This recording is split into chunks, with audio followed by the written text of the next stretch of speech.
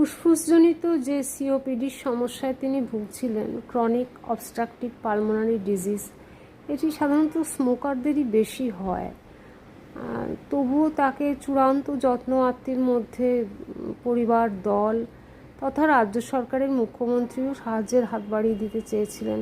তাকে সেই সব তত্ত্বাবধানে তিনি তার প্রাণটুকু বজায় ছিল এতদিন। ডাক্তারদের কাছে তো কৃতজ্ঞতা জানাবার ভাষা নেই। বারবার বেশ কয়েকবার তারা তাকে সুস্থ করে পাঠিয়েছেন, বাড়ি পাঠিয়েছেন, এমনকি তারা পারিশ্রমিকও নিতে চাননি, এও শুনেছি।